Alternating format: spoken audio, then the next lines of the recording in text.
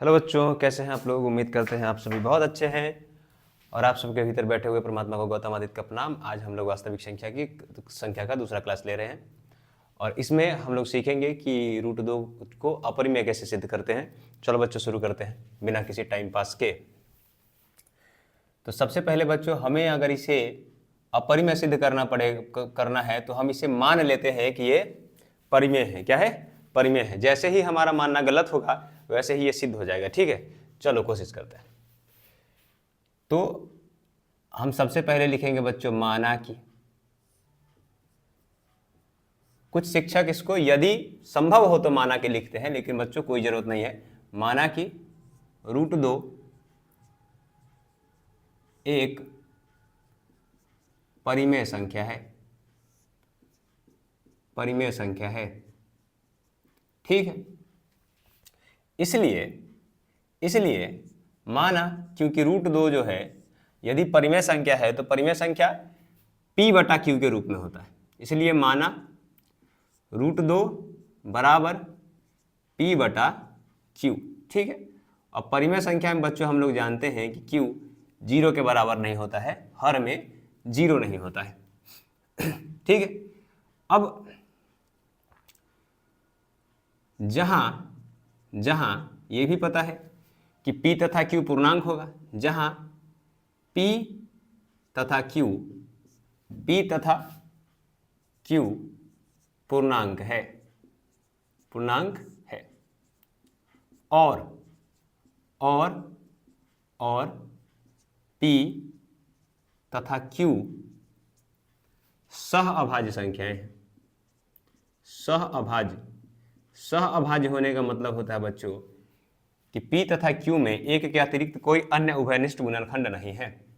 उभयनिष्ठ दो संख्याओं में अगर एक ही संख्या कोई हो, जैसे 6 है बच्चों और 8 है, दोनों 2 से कटता है, तो दोनों में 2 उभयनिष्ठ है। क्या है बच्चों? उभयनिष्ठ है। चलो, तो p तथा q सहअभाज्य संख्याएं हैं। हमने लिख दिया बच्चों सहअभाज्य संख्याएं। ये हमने दोबारा से माना है। अब करते हैं बच्चों कि दोनों ओर हम क्या कर लेते हैं? वर्ग कर लेते हैं। दोनों ओर वर्ग करने पर, ये क्यों कर रहे हैं बच्चों वर्ग? दोनों ओर वर्ग करने पर, दोनों ओर वर्ग इसलिए कर रहे हैं बच्चों कि इसके दोनों ओर अगर हम वर्ग करेंगे तो √2 का वर्ग 2 हो जाएगा, जो कि परिमेय हो जाएगा। और हमने परिमेय ही तो माना है, तो इसको पहले हम ये कोशिश करेंगे कि ये परिमेय हो जाए। ठीक है, चल दोनों ओर वर्ग करने पर क्या होगा? ये जो √2 है हमारा, जो √2 है, इसका वर्ग कर दिया हमने, और इस तरफ p/q का भी हमने वर्ग कर लिया। या लिख सकते हैं बच्चों ये 2 हो जाएगा और ये हो जाएगा p²/q²। या इसको पुनः से ये q इस तरफ चला आएगा तो 2q² लिख सकते हैं, भाग में ही इसलिए गुना में चला आया, तो बराबर क्या हो गया बच्चों? p²। इसमें बहुत ज़्यादा दिमाग नहीं लगाना है बच्चों, नियम है, आराम से बनाएंगे। इसे समीकरण 1 मान लिया हमने। अब हम लिखेंगे बच्चों, अब हम लिखेंगे कि चूंकि 2 p² को विभाजित करता है, 2 p² को विभाजित करता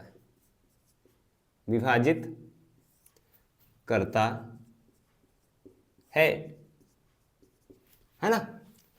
2 p² को विभाजित करता है, इसलिए 2 p को भी विभाजित करेगा, 2 p को भी विभाजित करेगा।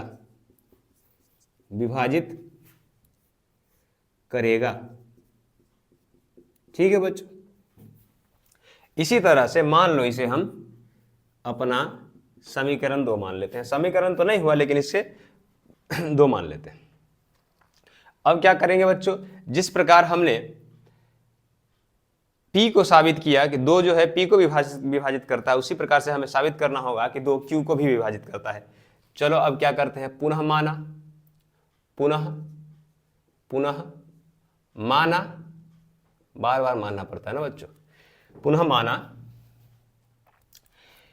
देखो बच्चों p² को हमने साबित किया है, तो हम p के जगह पे माना p बराबर, और क्योंकि 2 को साबित करना है हम p बराबर 2 के मान लेते हैं, जहां k जहाँ के कोई पूर्णांक है, जहाँ के कोई पूर्णांक है, पूर्णांक है। अच्छा बच्चों, पूर्णांक संख्या में पूर्णांक संख्या लिखना जरूरी नहीं है, पूर्णांक हो गया, जहाँ के कोई पूर्णांक है। अब क्या करेंगे बच्चों, समीकरण एक में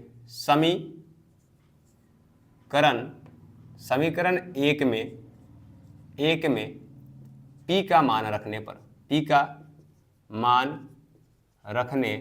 पर, जैसे ही हम इस समीकरण एक में बच्चों p का मान रखेंगे तो हमें क्या मिलेगा, 2q² इक्वल टू 2k का होल स्क्वायर, क्योंकि p के जगह पे p का स्क्वायर था, p के जगह पे 2q रख दिए, तो या इसको हम लोग लिख सकते हैं 2q² इक्वल टू 4k², और 2 से ये 2 बार में कट जाएगा, तो q² इक्वल टू 2k² मिलेगा।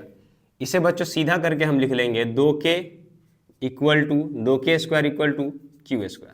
अब फिर से उसी तरीके से बच्चे ये हो गया, यहाँ इसको ऐसे लिखने की जरूरत नहीं थी, लेकिन सीधा दिखे आपको समझ में आया, इसलिए हमने इसको ऐसे पलट दिया है, उससे कोई प्रॉब्लम नहीं। अब लिखेंगे कि चूंकि 2 q² को विभाजित करता है, q² को विभाजित करता है या करती है, कुछ भी लिखिए, करता है, इसलिए 2q को भी विभाजित करेगा, ठीक करेगा।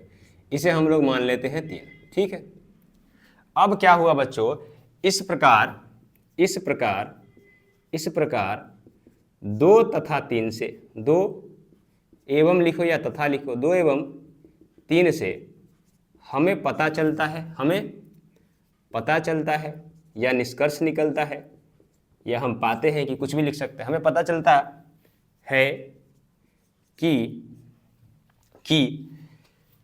P तथा Q, P और Q लिखिए, एवं लिखिए तथा, टेंशन नहीं है, P और Q का एक अन्य गुणनखंड, बच्चों डरते नहीं है, शब्द बहुत सारे तरीके के लिखे जा सकते हैं। एक अन्य गुणनखंड 2 है, कितना है, अन्य गुणनखंड 2 है, अतः इस 2 है, अतः हमारा मानना कि P तथा Q सह अभाज्य है, गलत है, ठीक है। इसलिए रूट 2 परिमेय नहीं बल्कि अपरिमेय संख्या है, बच्चों यहाँ ना आपको डरना नहीं है, यहाँ बहुत सारे शब्द लिखे जा सकते हैं, अलग अलग तरीके के, जो भी शब्द कोई भी शिक्षक बताएंगे बच्चों वो सही होगा। तो मैं यहां से हट जाता हूं, आप इसको लिख सकते हो, स्क्रीनशॉट ले सकते हो।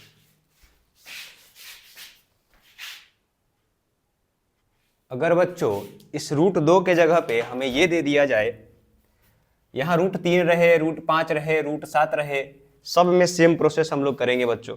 और यहाँ अगर रूट 2 के जगह पे 1/√2 रूट 3 या रूट 5 रहता, तब क्या करते, तब भी बच्चों जैसे हमने पहले माना वैसे ही मानते, लेकिन जब हमने ये लिखा रूट 2 इक्वल टू P/Q लिख रहे थे हम लोग, तो यहाँ लिखना पड़ता 1/√2 इक्वल टू P/Q। ये लिखते बच्चों, जब दोनों ओर वर्ग करते तो ये गुना होकर के इसमें चला जाता, ये इस तरफ चला जाता, तो Q इक्वल टू हो जाता रूट 2P। और जैसे ही हम इसका वर्ग करते बच्चों दोनों ओर, तो हमें क्या मिलता, Q² इक्वल टू 2P²। क्या मिलता Q² इक्वल टू 2P²। बस उस बार हमने Q को विभाजित P को विभाजित किया था, इस बार Q को करना पड़ता। फिर हम लिखते चूंकि 2Q² को विभाजित करता है, इसलिए 2Q को भी विभाजित करेगा। अब पिछले बार क्या हुआ था बच्चों, जब ये √2 था ना, यहाँ पे P/Q था, ऐसे हमने इसको वर्ग किया था तो हमें 2 मिला था और P²/Q² मिला था। फिर हमने इसे 2Q² = P² लिख लिया था। तो 2P² को विभाजित कर रहा था। इस बार बस ये हुआ कि 2Q² को विभाजित कर रहा है, तो इसे बारी बारी से इस बार पलट जाएगा बस। तो इस प्रकार से इस सवाल को भी हम लोग बना सकते हैं। ठीक है बच्चों, और दूसरे पैटर्न के सवाल हैं। चलो बच्चों, एक और सवाल है कि सिद्ध करें कि 2√2 अपरिमेय संख्या है। ऐसे सवालों में 3√5 रहे, 7√8 रहे, √8 तो नहीं लेकिन 7√5 रहे, है ना। ये √8 को ही 2√2 लिखा जा सकता है। वो बच्चों अभाज्य गुणनखंडन विधि से हम समझा देंगे कभी, लेकिन अभी अगर ऐसे सवालों को सिद्ध करना है तो क्या करेंगे, ये बहुत आसान होता है बच्चों। लेकिन अगर हम तरीके से इसको सॉल्व करें ना बच्चों, तो पहले हम ये साबित करना पड़ेगा कि √2 अपरिमेय संख्या है, जैसे हमने पहले किया था। लेकिन एग्जाम में इतना जरूरत नहीं होता है बच्चों, तो सीधा हम लोग करते क्या है कि मान लेते हैं, माना कि 2√2 एक परिमेय संख्या है, परिमेय संख्या है, मान लिया बच्चों हमने। और पिछली बार हमने क्या किया था, पुनः से माना था, इसलिए माना क्योंकि परिमेय संख्या किसके रूप का होता है बच्चों, तो P/Q के रूप का होता है या A/B का रूप का होता है। यहाँ A/B भी देखेंगे तो कोई दिक्कत नहीं है। तो P/Q हमने लिख लिया। अब क्या लिखेंगे बच्चों, यहाँ हमने किया था कि Q जो है वो 0 के बराबर नहीं होता है। ठीक है, जहाँ हमने क्या लिखा था कि जहाँ P तथा Q पूर्णांक है। क्या है, पूर्णांक। यहाँ बच्चों हमें ये मानने की कि दोनों सहभाज्य संख्या है या दोनों में एक के अतिरिक्त कोई अन्य अवहनिष्ठ गुणनखंड नहीं है, मानने की जरूरत नहीं है। इस सवाल को क्या करेंगे अब, तो उसमें क्या किया था हम लोगों ने, दोनों ओर वर्ग कर दिया था, है ना बच्चों। क्या कर दिए थे हम लोग, दोनों ओर वर्ग कर दिए थे। लेकिन यहाँ ऐसा करने की जरूरत नहीं है। तो हम क्या लिखेंगे कि √2 = P/2Q हो गया बच्चों। ये 2 तो नीचे चला आया, इसको हम मान लेते हैं समीकरण 1। ठीक है, अब कुछ नहीं करने की जरूरत है, कुछ करने की जरूरत नहीं है बच्चों। हम सीधा लिख देंगे चूंकि P तथा Q पूर्णांक है। क्या है, पूर्णांक है। ठीक है, इसलिए P/2Q भी पूर्णांक होगा। 2Q भी पूर्णांक होंगे, चलिए होंगे लिख देते हैं। ठीक, P/2Q भी पूर्णांक होंगे। लेकिन यहां हम क्या देखते हैं कि समीकरण एक से हमें पता चलता है या हम पाते हैं, हमें पता चलता है कि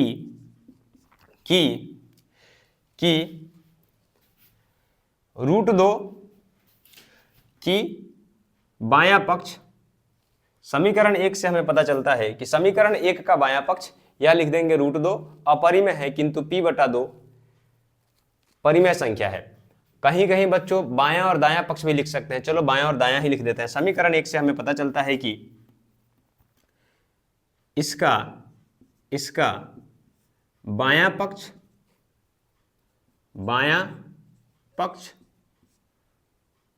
अपरिमेय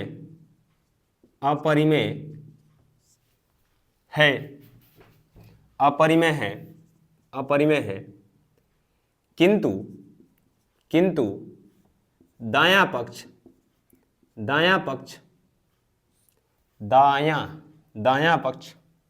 सही लिखा हमने, दायां पक्ष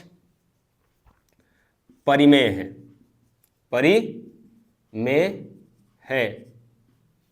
ठीक है,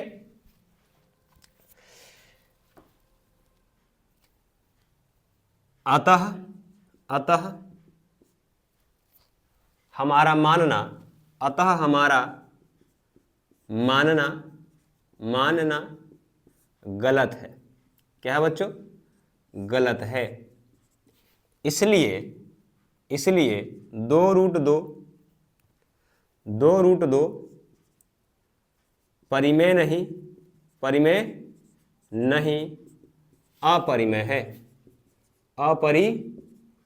है। हो गया बच्चों। बहुत तरह के शब्द लिखे जा सकते हैं, आपको डरना नहीं। हमने क्या किया बच्चों, यहाँ पे ये किसी भी तरीके का संख्या रहे, 3√5 रहे, 2√3 रहे, उससे नहीं डरना है, पैटर्न एक ही है। हमने ऐसा लिख दिया। हमें सबसे पहले साबित करना होता है कि √2 अपरिमेय है, लेकिन बच्चों एग्जाम में उतना जरूरी नहीं है। हमने मान लिया है कि 2√2 एक परिमेय संख्या है, ठीक है। माना 2√2 p/q के रूप का होगा, क्योंकि ये परिमेय संख्या है और q 0 के बराबर नहीं होगा, जहां p तथा q पूर्णांक है ना, p तथा q पूर्णांक है। अब इसी को हम लोग लिख सकते हैं, इसको नीचे कर दिए। पिछली बार में हम लोग इसका वर्ग कर रहे थे, √2 को हमें साबित करना था कि परिमेय है, यहाँ हमें √2 को साबित नहीं करना है। हमने नीचे किया तो हमें पता चला कि यदि ये पूरा का पूरा पूर्णांक है, ये पूरा का पूरा परिमेय संख्या है, बायां पक्ष और दायां पक्ष अगर परिमेय संख्या है तो यहां भी दोनों परिमेय संख्या होना चाहिए था। लेकिन क्या हुआ बच्चों कि 2 नीचे जैसे ही लाए, हमें पता है कि √2 अपरिमेय संख्या है, तो ये तो अपरिमेय हो गया, लेकिन ये तो परिमेय है, क्योंकि p तथा q पूर्णांक था और 2 भी पूर्णांक है।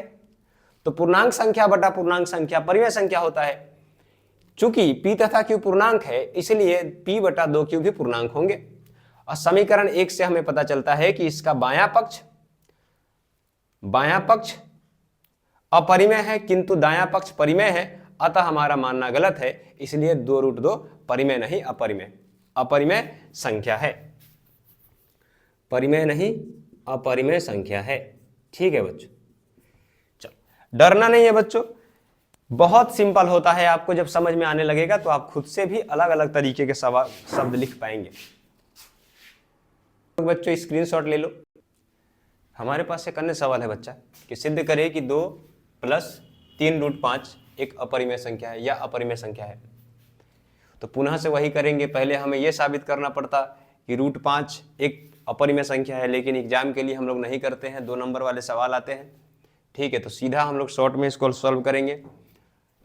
क्या करेंगे बच्चों, जैसे हमेशा करते हैं, माना कि क्या लिखेंगे, माना कि 2 + 3√5 एक तो चलो 2 + 3√5 परिमेय संख्या है, सीधा लिख देते हैं।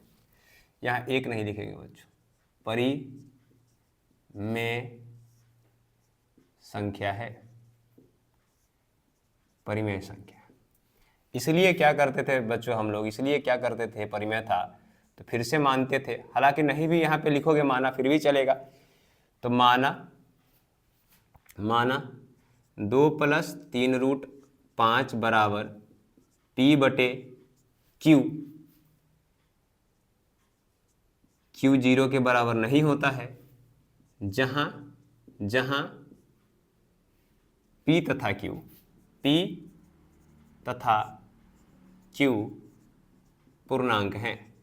क्या है बच्चों, p तथा q पूर्णांक है। ओके, अब क्या करेंगे हम लोग, इस बार भी हमको वर्ग नहीं करना है। जब अकेले अगर नहीं मिला आपको कोई संख्या, अगर आपको अकेले रूट में नहीं मिलता है तो वर्ग करने की कोई आवश्यकता नहीं। हम क्या करेंगे तो हम इसको करते हैं, सबको एक तरफ कर लेते हैं, √5 को एक तरफ और बाकियों को एक तरफ। तो कैसा होगा बच्चों, या हम इसको लिख सकते हैं, या ये एक ही लाइन में है बच्चों, अगर कॉपी में एक लाइन में हटे तो एक लाइन में हटा दो, या लिख सकते हैं, इसी को हम लोग या लिख सकते हैं 3 + √5 बराबर p/q, और ये 2 उस तरफ चला जाएगा तो -2 हो जाएगा। या लिख पाएंगे हम लोग बच्चों √5, सॉरी ये तो 3 नहीं था ना, यहाँ गलती हो गया बच्चों, यहाँ 3 लिखा हुआ था, ऐसे होता तो √5 = अब एक बात समझना बच्चा, ये इससे अगर गुना हुआ, इससे अगर इसको हम गुना कर देंगे तो 2q हो जाएगा, इसका एलसीएम लेंगे हम, नीचे 1 रहेगा। ठीक है, तो हम इसको लिख सकते हैं p - 2q बटे का q यहाँ है और 3 भी नीचे चलाएगा तो हम लिख सकते हैं 3q। ठीक है बच्चों, इसमें कंफ्यूजन नहीं होना चाहिए। और हमने इसे समीकरण 1 मान लिया। ठीक है, अब फिर लिखेंगे चूंकि P तथा Q पूर्णांक हैं। ठीक है, इसलिए P माइनस 2Q बटे का 3Q भी पूर्णांक होंगे। ठीक है, ये भी पूर्णांक होंगे। अब समझिएगा बच्चों कि हमने क्या किया, यहाँ P भी पूर्णांक था, Q भी पूर्णांक था, 3 भी पूर्णांक है, Q भी पूर्णांक है। तो पता है कि अगर पूर्णांक संख्या में पूर्णांक संख्या जोड़े, घटाओ, गुना करे, भाग करे, हमें पूर्णांक संख्या ही प्राप्त होगी। तो ये हमारा पूर्णांक संख्या हो गया, पूर्णांक होंगे। अब लिखेंगे बच्चों कि समीकरण 1 से, समीकरण या तो जैसे पहले लिख रहे थे कि हमें पता चलता है, या सीधा लिख देंगे कि समीकरण 1 का बायां पक्ष अपरिमेय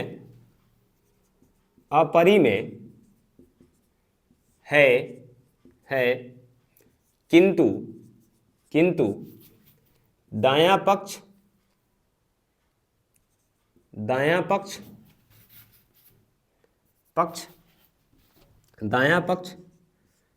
परिमेय है। ठीक, अतः हमारा मानना कि 2 + 3√5 2 +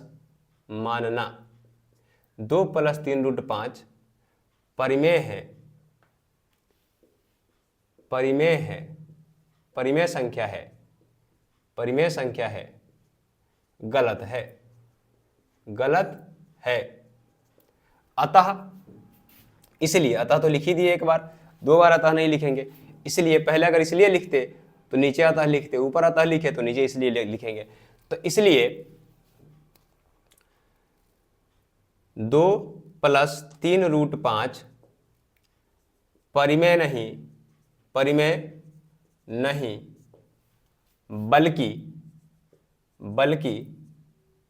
बल्कि ऐसे होता है, बल्कि अपरिमेय है, अपरिमेय संख्या है। चलो बच्चों, यहाँ कभी कभी लिखते हैं कि समीकरण 1 का, बहुत सारे टीचर लिखेंगे कि समीकरण 1 का बायां पक्ष अपरिमेय है किंतु दायां पक्ष परिमेय है। अतः यह, इससे एक विरोधाभास पैदा होता है, चाहे विरोधाभास होता है कि 2 + 3√5 परिमेय संख्या है। ठीक है, अतः हमारा मानना गलत है और उस तरीके से कर देते हैं। हालांकि ये भी सही है बच्चों, 100% सही है। ठीक है बच्चों, ऐसे सवालों में कुछ दिमाग नहीं लगाना है, बस सबको लेकर के, इसको और इसको लेकर के हमने एक को सिर्फ अपरिमेय संख्या को बाएं में रखा, बाकियों को दाएं में रख दिया, और फिर हमने लिखा क्योंकि हमने माना था कि P तथा Q पूर्णांक है। ठीक है, तो हमने क्या कहा, फिर से इसको उसी को दोहरा दिया हमने कि P तथा Q पूर्णांक है, इसलिए ये भी पूर्णांक होगा। तो समीकरण 1 से हमको मेरा बायां पक्ष जो है वो अपरिमेय हो जा रहा है और दायां पक्ष परिमेय है। अतः हमारा मानना गलत है, हमारा मानना कि इतना परिमेय संख्या है गलत है। अगर ये परिमेय होता तो इसका दोनों तरफ परिमेय होना चाहिए था। यदि किसी परिमेय संख्या को हम बराबर के दोनों ओर ले जाएंगे ना, फिर भी वो परिमेय ही रहेगा। ठीक है, वो अपरिमेय नहीं हो जाएगा। तो हमें विरोधाभास मिला और हमने लिख दिया, इसीलिए ये परिमेय नहीं बल्कि अपरिमेय संख्या है। सीधा कुछ बच्चा लिखेगा, इसलिए 2 + 3√5 परिमेय संख्या है तो भी, अपरिमेय संख्या तो भी सही होगा। ठीक है बच्चों, स्क्रीनशॉट ले लो आप लोग। चलो बच्चों, एक अन्य टाइप का सवाल है हमारे पास, इसे भी हम लोग सॉल्व कर लेते हैं। अच्छा बच्चों, एक बात ध्यान रखना कि जब ऐसे सवाल आते हैं ना, तो जो शब्द को देख करके आप डरते हैं, वो शब्द अलग अलग तरीके से लिखा जा सकता है। एक बार अगर आपको कॉन्सेप्ट समझ में आ जाए तो आप उन शब्दों को खुद से भी बना के लिख सकते हैं। ठीक है, आपका सिर्फ कॉन्सेप्ट सही होना चाहिए। शब्द बच्चों, शब्द अपने शब्दों में आप जैसे उस बात को बता सके चलेगा, ठीक है। शब्द को लेकर के नहीं घबराना है, धीरे धीरे आपको समझ में आने लगेगा कि शब्द ज्यादा मायने नहीं रखता है, उसे रखने का सबका तरीका अलग हो सकता है, ठीक है बच्चों। उसको लेकर के परेशान नहीं होना है कि क्या शब्द लिखेंगे, आपको सिर्फ प्रोसेस समझना है, सवालों का टाइप समझना है कि कैसे सवालों में क्या करना है और कितना करना है, ठीक है। चलो शुरू करते हैं हम लोग ऐसे सवालों को। तो √2 + √3 है, ऐसा किसी भी तरीके का अगर रूट वाला संख्या रहे या बिना रूट वाला रहे, बिना रूट वाला तो हम लोगों ने कर ही लिया है, अगर रूट वाला संख्या रहे बच्चों तो पता है हम लोगों को कि यदि हम परिमेय इसको मानेंगे तो सबसे पहले हमें इसको दोनों तरफ वर्ग करना पड़ेगा, है ना बच्चों। चलो तो फिर पुनः हम लोग बनाने का प्रयास करते हैं। माना कि √2 + √3 परिमेय संख्या है, परिमेय संख्या है, इसलिए माना √2 + √3 बराबर P/Q, ठीक है। Q 0 के बराबर नहीं है, जहां P तथा Q पूर्णांक हैं, ठीक। अब क्या कर रहे थे बच्चों, तो जब दोनों तरफ वर्ग करें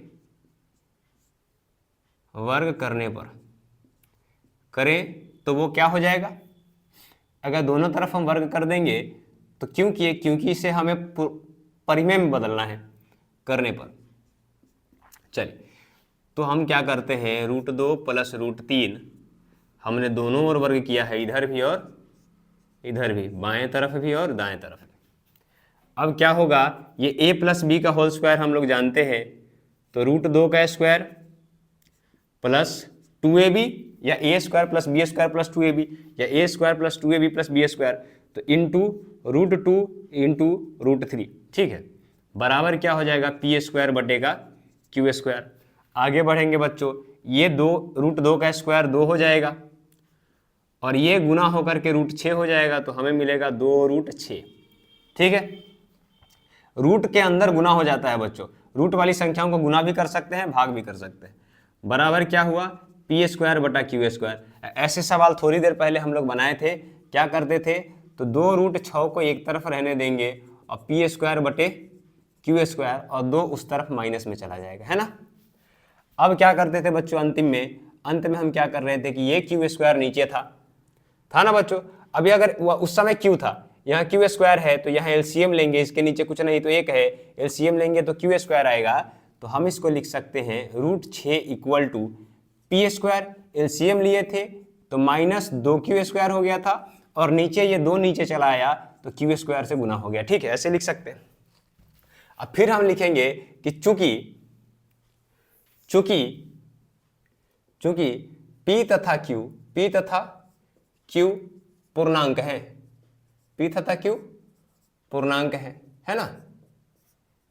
इसलिए क्या हुआ था बच्चों, इसलिए क्या हुआ था कि p और q पूर्णांक था, इसलिए p² - 2q² बटेगा 2q², ठीक है। भी पूर्णांक होगा, है ना, भी पूर्णांक होंगे। चलो तो इसलिए अब क्या करेंगे बच्चों, हम इसे समीकरण 1 मान लेते हैं। तो अब हमें पता चला कि समीकरण एक का दायां पक्ष लिखेंगे पहले, बायां पक्ष अपरिमेय किंतु दायां पक्ष परिमेय है। अतः हमारा मानना कि √2 + √3 परिमेय संख्या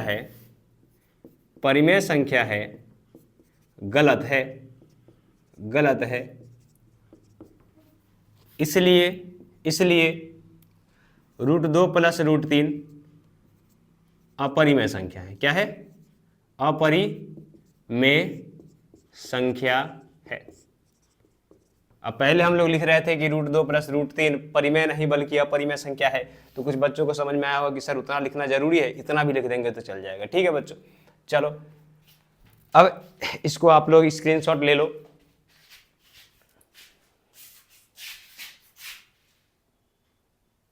अगर बच्चों ऐसा सवाल हो जिसमें करनी में अगर हो तो क्या करेंगे बच्चों? हमें पता है कि रूट जो है, यहाँ एक बात समझ लेना बच्चों, इस तरफ मैं करा देता हूं। हमें पता है कि रूट वाली जो संख्या होती है, ये पावर जो है, जो घात है, वो भिन्न में होती है, भिन्न संख्या है। अगर इस करनी के अंदर 3 रहेगा तो इसका पावर 2 का घात 1/3 हो जाएगा। करनी के अंदर अगर 4 रहेगा तो 2 का घात 1/4 हो जाएगा। ये हमें पता है बच्चों, ठीक है। चलो तो हम लोग इसको लिखते हैं, इसको दूसरे तरीके से। सबसे पहले तो हम लोग करेंगे, मान लेंगे, माना कि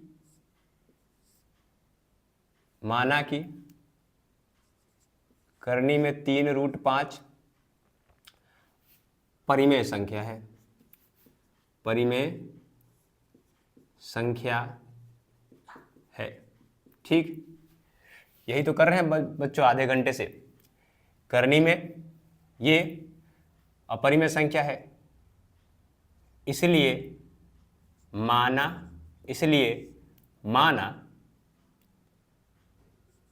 3√5 बराबर P/Q, Q is not equal to 0, जहां P तथा Q पूर्णांक संख्याएं हैं, पूर्णांक संख्याएं है। ठीक है, सॉरी पूर्णांक है, संख्याएं लिखने की कोई जरूरत नहीं। जहां P तथा Q पूर्णांक हैं और P तथा Q, अच्छा इसको और आसान छोटा लिख सकते हैं हम लोग, लिख सकते हैं जहां P तथा Q पूर्णांक तथा सह अभाज्य संख्या है, सह अभाज्य संख्याएं हैं, अभाज्य संख्याएं हैं। ठीक, सह अभाज्य संख्या। अब क्या करेंगे बच्चों? तो हम करेंगे, अब लिख सकते हैं दोनों ओर वर्ग करने पर। क्या करना पड़ेगा? दोनों ओर वर्ग करने पर। यही करते थे ना, दोनों ओर वर्ग करते थे। लेकिन ध्यान रखना बच्चों, अगर करनी में जितना रहेगा, यदि करनी में 3 है, ठीक है, तो हमें घात 3 से, कितने से वर्ग नहीं कर सकते हैं, क्यूब करना पड़ेगा। क्या करना पड़ेगा? क्यूब, यानी कि घन करना पड़ेगा। दोनों ओर घन करने पर, क्या करने पर बच्चों? घन करने पर। अब समझना बच्चों, यहां हमने कहा कि आप करनी में 3√5 को 5 का पावर 1/3 लिख सकते थे। ठीक है, चलो हम लोग करते हैं, हम लिख देते हैं यहां या जैसे, या तो नहीं लिखेंगे अभी, जैसे ही हम दोनों तरफ वर्ग करेंगे, घन करेंगे तो क्या होगा? तो हो जाएगा 5 का घात 1/3, हम इसको लिख सकते हैं, और उसका हमने घन कर दिया। दूसरे तरफ P का भी घन होगा और Q का भी घन होगा, तो हमें क्या मिलेगा? हमें मिलेगा 5 का घात इतना गुणे का 3, और ये दोनों कट जाएगा, इस तरफ मिलेगा PQ/QQ। ठीक है, या इसी को हम लोग लिख सकते हैं, ये तो खत्म हो गया बच्चों, तो हम इसे लिख सकते हैं 5Q। ठीक है, 5Q बराबर 4Q/Q²। ठीक है, पूरा को भी इस तरफ ले आओगे तो कोई दिक्कत नहीं है बच्चों, पूरे को भी ले आओ तो कोई दिक्कत नहीं है, स्क्वायर को भी ले आओ तो कोई दिक्कत नहीं है, और Q को भी लाओ तो कोई दिक्कत नहीं है। इसमें से किसी को एक को इस तरफ हम ला सकते हैं। अब क्या करेंगे? 5Q बराबर ये हो गया, तो इससे हमें क्या पता चला? इसे हम समीकरण 1 मान लेते हैं। ठीक, हमने इसे समीकरण 1 मान लिया, तो इसलिए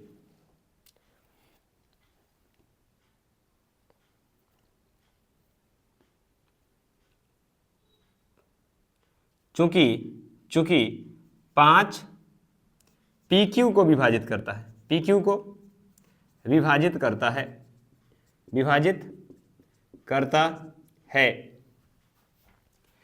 इसलिए 5 P को भी विभाजित करेगा, P को भी विभाजित करेगा।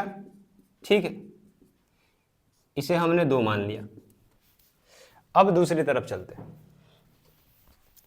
अब पुनः से हमें क्या करना है बच्चों, तो हमें Q के तरफ भी, Q के लिए भी वही करना है।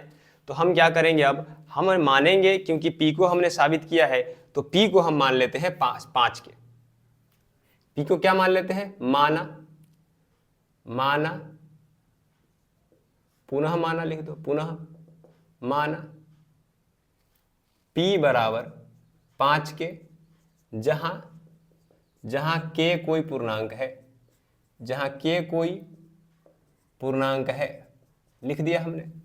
अब क्या करेंगे बच्चों, तो समीकरण एक में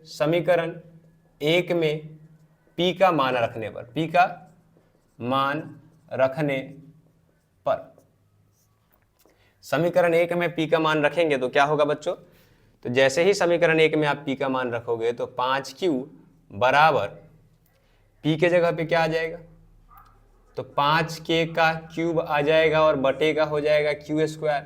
इसे हम लिख पाएंगे 5Q बराबर इसको लिख देंगे 25 25 125। ठीक है, या आप लिख दो 5 × 5², क्योंकि 5 को तो काटना ही है और K का क्यूब हो जाएगा, बटे का हमने Q² रखा। ठीक है, इससे ये कट गया तो हमें क्या मिला बच्चों, हमें मिला Q। ठीक है, और इसको इस तरफ ले आएंगे तो QQ मिलेगा ना बच्चों। तो Q का घन बराबर 5² × KQ। इधर हमने बच्चों क्या किया, अच्छा ठीक है बच्चों, ये अच्छा, हम क्या करेंगे कि इसमें से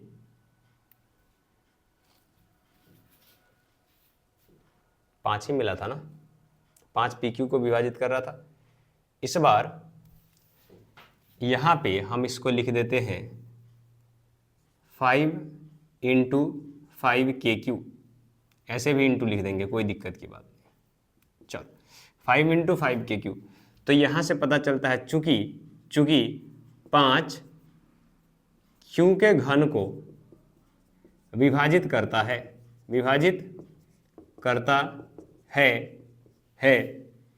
इसलिए 5 Q को भी विभाजित करेगा, Q को भी विभाजित करेगा।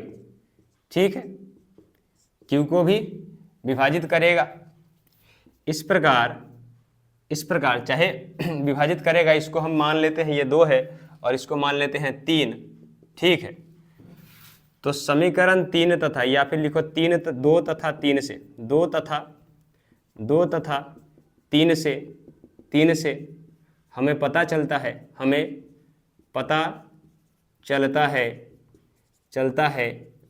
कि P तथा Q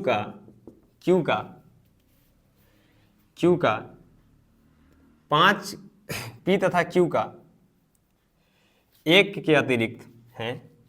पिछले में हमने क्या लिखाया बच्चों, यही कन्फ्यूजन है कि हमने पहले वाले में क्या लिखाया था, क्योंकि शब्द लिखने का पैटर्न बदलते रहता है। ठीक है, चलो अगर थोड़ा सा बदल भी जाए तो आप सीख लेना, शब्दों को आप ध्यान दे करके सीख लेना। तो P तथा Q का कोई एक का अन्य गुणनखंड 5 है, P तथा Q का अन्य गुणनखंड 5 है। अतः हमारा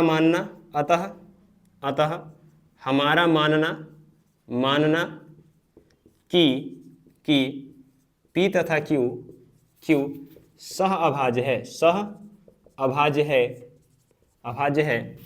गलत है, सहअभाज्य है, गलत है। ठीक है, इसलिए करनी में 3√5 परिमेय नहीं, परिमेय नहीं बल्कि अपरिमेय संख्याएं हैं। अपरिमेय संख्या है, अपरिमेय संख्या है। साइड का थोड़ा नहीं दिख रहा होगा बच्चों, लेकिन इतने सवाल हुए हैं तो आपकी समझ बन गई होगी। ठीक है बच्चों, इतने तरह के पैटर्न के सवाल आते हैं।